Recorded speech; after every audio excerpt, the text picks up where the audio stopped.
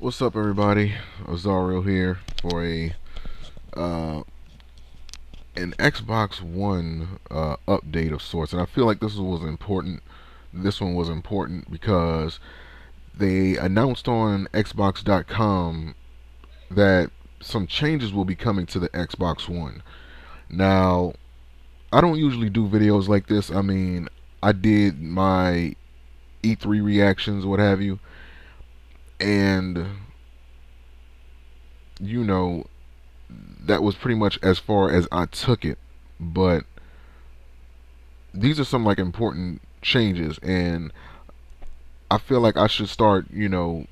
Since I'm going to be, turning this channel, and since I plan on turning this channel into a business, then I should be covering more,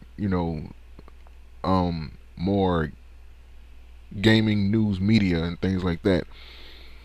But yeah, like this is like an important video because this covers the Xbox One, and basically, as I've already mentioned, there's changes coming to the Xbox One. So I was on my Facebook and somebody had posted this link.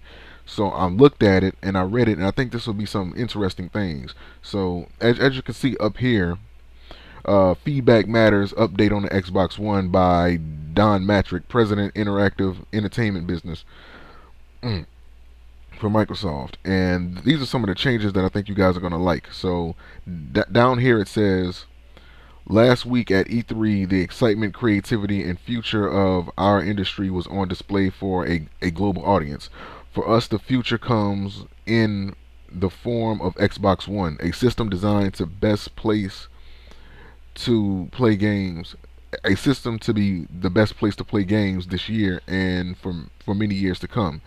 As is our heritage with Xbox, we designed a system that could take full advantage of advances in technology in order to deliver a breakthrough in gameplay and entertainment. We imagined a new set of benefits such as easier roaming, family sharing, and new ways to try and buy games. We believe in the benefits of a connected digital future. Since unveiling our plans for Xbox One, my team and I have heard directly from many of you, read your comments, and listened to your feedback. I would like to take the opportunity today to thank you for your assistance in helping us reshape the future of Xbox One.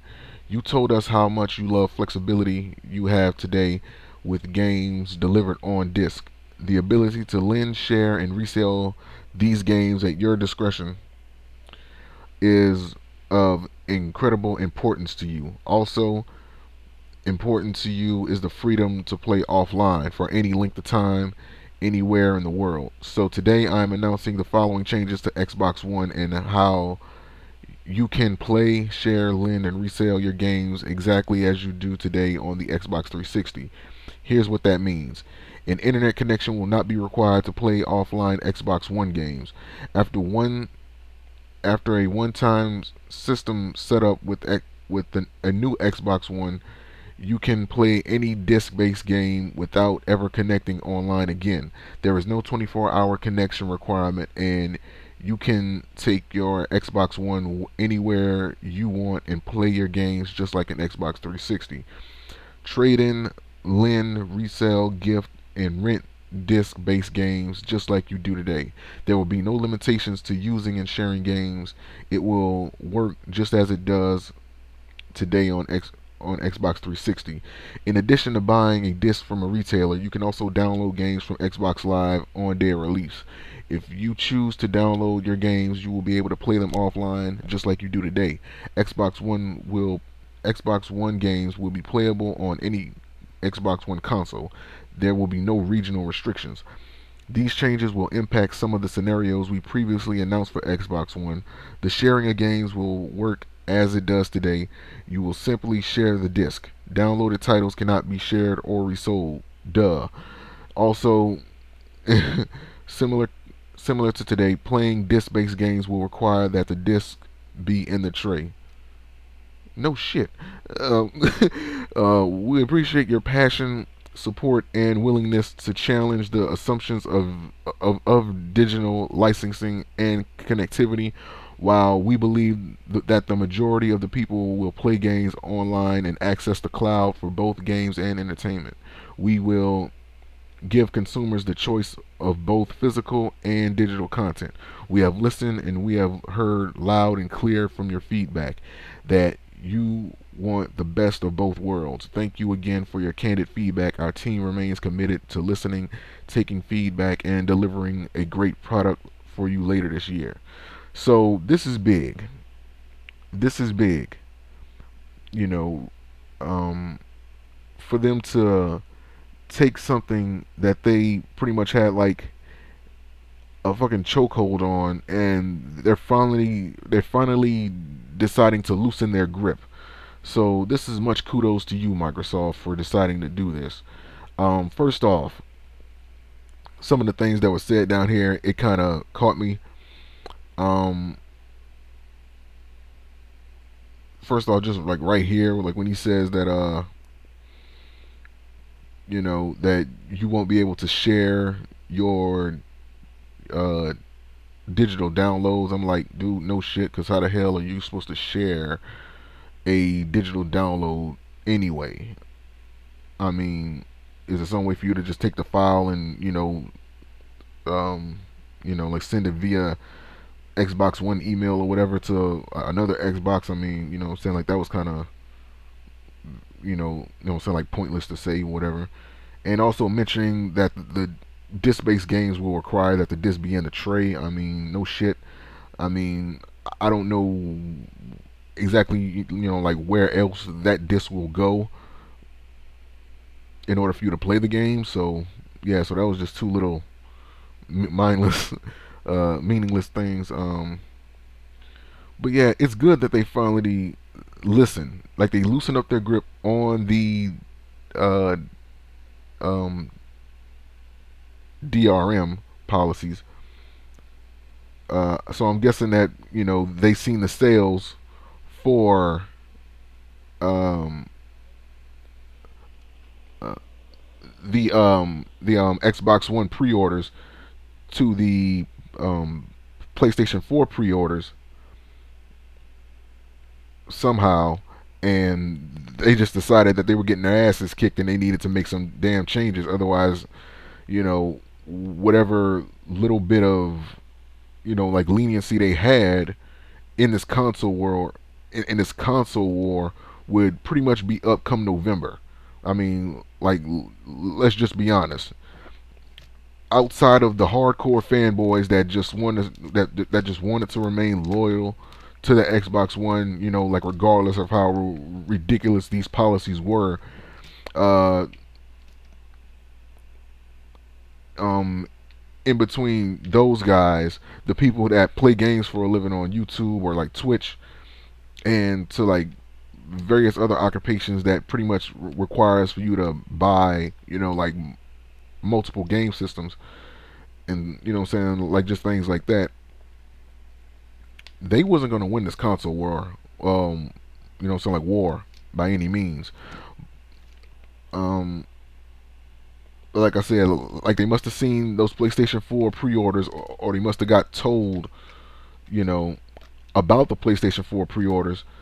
Because I believe like it was like some type of article like last week that got released that said that the Xbox, I mean that the PlayStation 4, pretty much will be sold out on launch day, because there were like so many pre-orders coming in that they couldn't guarantee that any will be in the store on launch, because that's just how many, so like, because that's like pretty much how many pre-orders they had, so like for the PlayStation 4, and the Xbox One wasn't getting that much attention at all. You know what I'm saying? Because you didn't hear nothing about the Xbox One getting that many pre-orders. But like another thing that I wanted to mention, like it's good that they, like resolve the whole issue, something like with the DRM, uh, because like they had,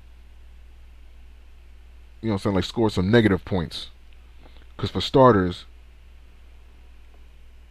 I can't remember who had that interview, But one guy, like, he was being like a smug bastard, and he was just like, well, if you want to play offline games, we have a system for you, and it's called the Xbox 360, or like something like that. And he was just being a complete asshole. So on top of the fact of all the other controversy that the Xbox One and Microsoft already had, he just made it worse. So that they lost leverage there. Um, Another thing I want to touch on, that um, like a month before E3, I believe, they had mentioned that all of these DRM changes, that all of these DRM policies were subject to change. So, as I mentioned in my Xbox One E3 reactions video, I felt like they were just seeing who was stupid enough to fall for all this BS. Because nobody in their right mind that has been playing video games for years and years would ever, buy an Xbox One when it had this many restrictions on it. So, yeah, so for all you Xbox One fanboys out there, I'm pretty sure you guys are jizzing your pants, because I understand that you're passionate about the Xbox and you're passionate about Microsoft and what have you. Damn shame that they're still forcing you to buy an Xbox Connect with the damn system. Like, that's one thing I thought they would have changed. But then again, they already showed it at E3, so I guess I don't know. Could be that they might change it or not. But for now, I'm glad they listened. They paid attention to what was being said, and they seemed to, get some type of understanding as to why this is important to the consumer. Why this isn't important to the gaming community, and to pretty much just gamers all over the world. So I will have the link to this in the description, and you guys will be able to see this for yourselves. Yeah, so not everything got changed. I would still like to know about the systems, so like being um, uh, backwards compatible.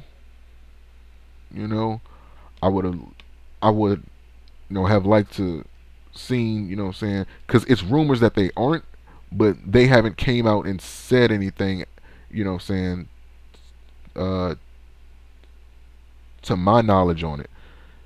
So I can't really say for sure if these things are not backwards compatible, or, saying, if they are.